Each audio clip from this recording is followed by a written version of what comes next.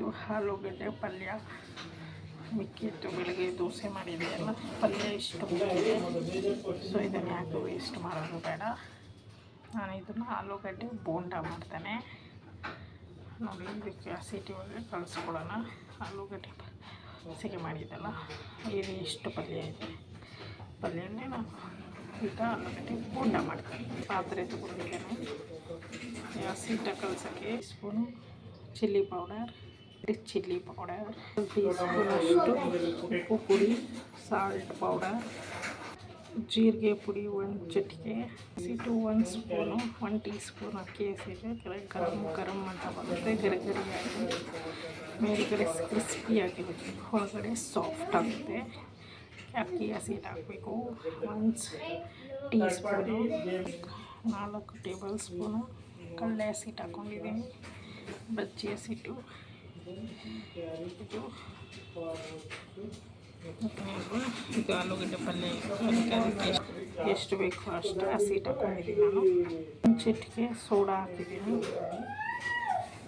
Soft ಹಾಕ್ಕೊಡ್ಬೇಕು ಹಸಿಟ್ಟು. ಇವಾಗ ಕಲಿಸ್ಕೊಳ್ಳೋಣ. ತುಂಬ ಗಟ್ಟಿಯಾಗೂ ಬೇಡ, ತೆಳ್ಳಗೂ ಬೇಡ.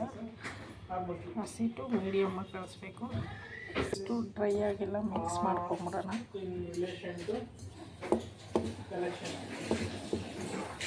ಯಾಕಂದರೆ ಕಡಲೆ ಹಸಿಟ್ಟು ಇವಾಗ ಥಂಡಿ ಅಲ್ವ, ಮಳೆಗಾಲ, ಸ್ವಲ್ಪ ಗಂಟು ಇರುತ್ತೆ. ಅದಕ್ಕೋಸ್ಕರ ಪುಡಿ ಮಾಡ್ಕೊಂಬಿಡ್ತೀನಿ. ಎಲ್ಲ ಡ್ರೈ ಆಗಿಲ್ಲ, ಕಲಸಿದಾಯಿತು ನೋಡಿ.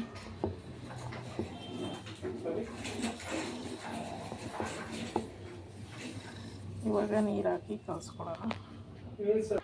ಇಷ್ಟು ಗಟ್ಟಿ ಕಲಿಸಿದ್ದೀನಿ ನಾನು.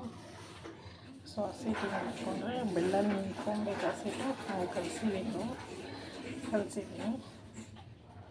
ಸೊ ಇವಾಗ ಎಣ್ಣೆ ಇಡೋಣ ನೋಡಿ. ಎಣ್ಣೆ ಕಾಯ್ತಾ ಇದೆ, ಎಣ್ಣೆ ಇಟ್ಟಿದ್ದೀನಿ.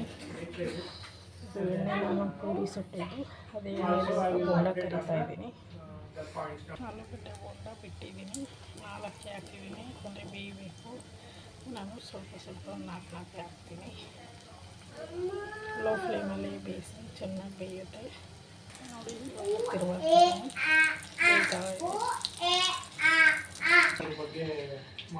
ನೋಡಿ ಆಲೂಗಡ್ಡೆ ಬೋಂಡ ಮಾಡಿದೆ.